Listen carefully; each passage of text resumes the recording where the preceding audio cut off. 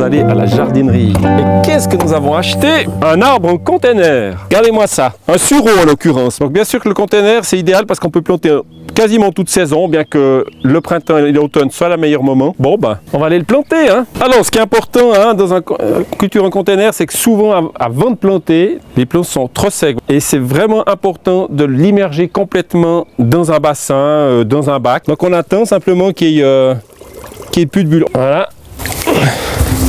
Ça change de poids tout de suite.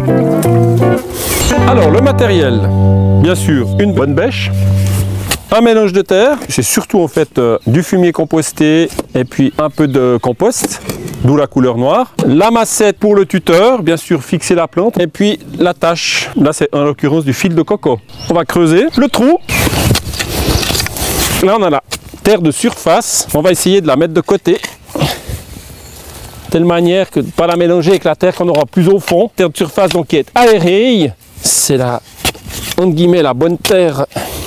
Alors là on a le pot. On va largement déborder, je dirais, de entre 5 et 10 cm. Ça dépend aussi le type de plante, je dirais. Là, dans le cas du sureau, c'est pas un arbre délicat. Donc là, si on regarde la profondeur, là on est presque bon, hein, pour 10 cm environ. Vous voyez la différence de couleur? Alors, vous voyez, ce qui est important là, on remarque, on est au fond, on a une sorte de semelle là, de fond. Que les vers, l'eau, tout se puisse écouler, que ça ne fasse pas une poche imperméable sous les racines. Donc là, vous allez la casser, on laissera ces parties-là au fond. Là-dessus, on va mettre un peu de terreau, vous allez voir le contraste. Voilà, noir, jaune, flagrant. On peut même un tout petit peu mélanger, je dirais. Alors, maintenant, c'est la mise à niveau. Une pellée de bonne terre, une pellée de crouille. Et une pellée de bonne, une pellée de crouille. Et puis on peut mélanger un peu de nouveau. Voilà. Et puis là, on vérifie. On est quasiment à fleur à de la partie la plus basse.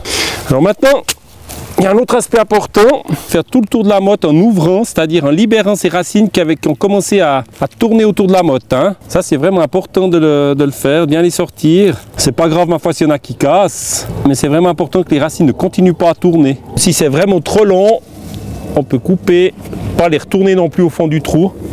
On peut les parer un peu. Voilà. Je crois que comme ça, notre motte est prête. Vous remarquerez que le temps est un peu changeant aujourd'hui. C'est idéal pour planter ces arbres, dans la mesure où la terre n'est pas quand même trop gorgée d'eau. Donc là, elle se défait encore très bien. Donc temps changeant, temps idéal pour planter. Alors maintenant, on va placer notre arbre au fond du trou. Bon, il y a des branches maîtresses hein, sur vos arbres. C'est là que vous allez voir un peu comment vous allez le placer. Il faut imaginer qu'un sureau comme ça, ben, ça peut monter jusqu'à 2-3 mètres, voire plus.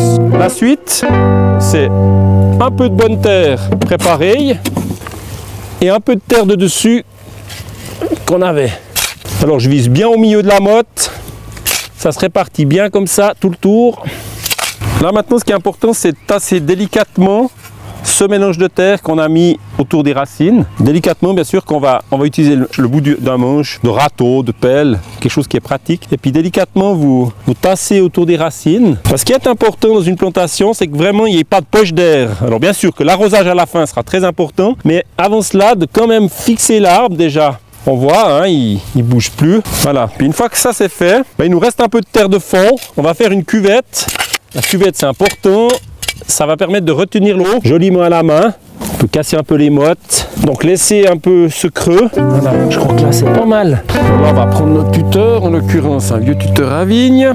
Alors après, bon, bah, c'est sur un arbuste comme ça, je dirais, on va essayer de prendre 2 petites branches.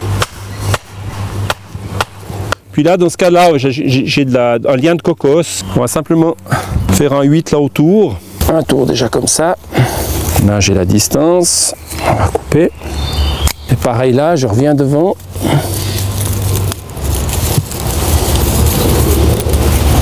Là, mon 8. Alors l'avantage du cocos, c'est qu'il crante. Hein. C'est-à-dire que vraiment, on arrive bien à serrer la plante. Voilà, acte final, l'arrosage. Donc c'est très important, il doit être abondant. Et ça, on peut le faire donc aujourd'hui, on peut revenir un jour après et un 3e jour faire pareil. Si par exemple ces jours qui viennent, il y avait un gros coup de chaleur qui venait, là il faudra poursuivre l'arrosage, je dirais un bon mois. Et puis on peut terminer pour tasser le reste de la cuvette avec la pomme. Puis qu'est-ce qu'on voit? Il y a déjà nos petites fleurs prêtes. On se réjouit.